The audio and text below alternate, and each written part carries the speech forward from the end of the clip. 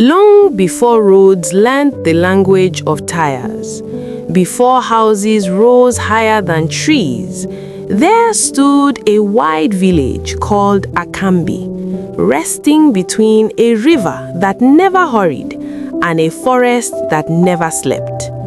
The people of Akambi believed that every human desire had a shadow, and that when desire grew too large, its shadow grew longer.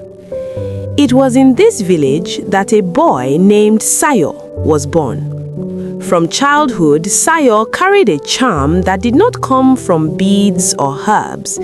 His eyes listened before his mouth spoke. His laughter arrived gently, never demanding attention, yet always receiving it.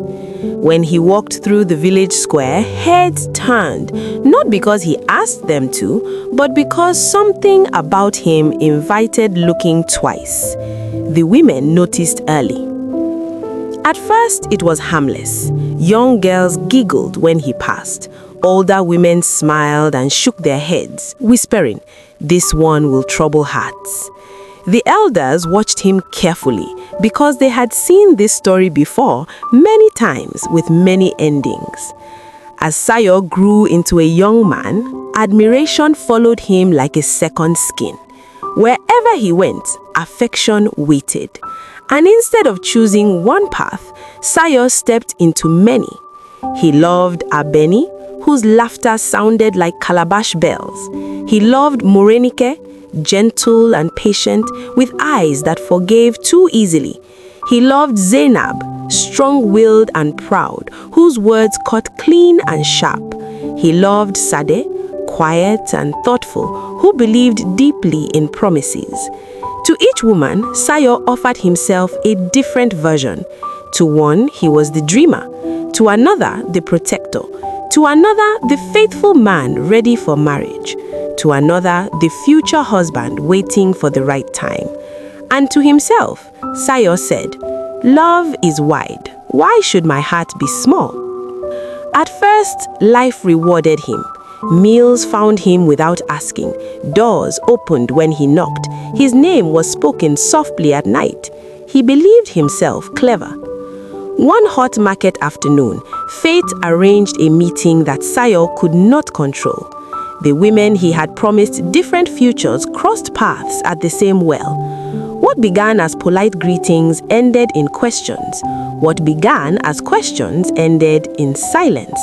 And silence, when shared, becomes dangerous. When the stories aligned, the truth stood naked. Each promise, each oath, each lie wrapped in sweetness. By sunset, Akambi knew. That night, Sayo's name was no longer spoken with laughter. It was spoken with disappointment. Men stopped inviting him to gatherings. Women warned their daughters. Elders avoided his eyes. For the first time in his life, Sayo walked alone and felt the weight of it. Misfortune did not rush him. It arrived patiently.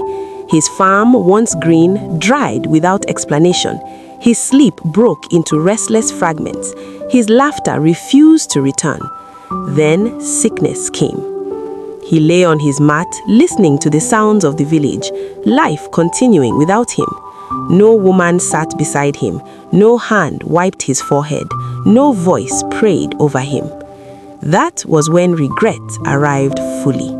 Not as tears, not as shame, but as understanding.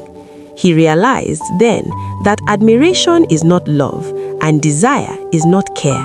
He had collected hearts like ornaments, never asking how fragile they were.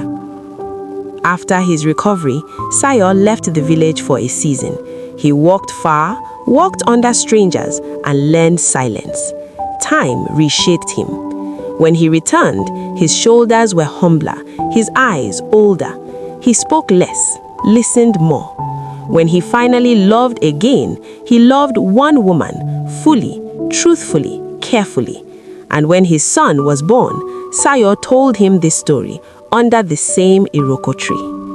And so the elders say, a heart that chases many shadows will lose its own shape.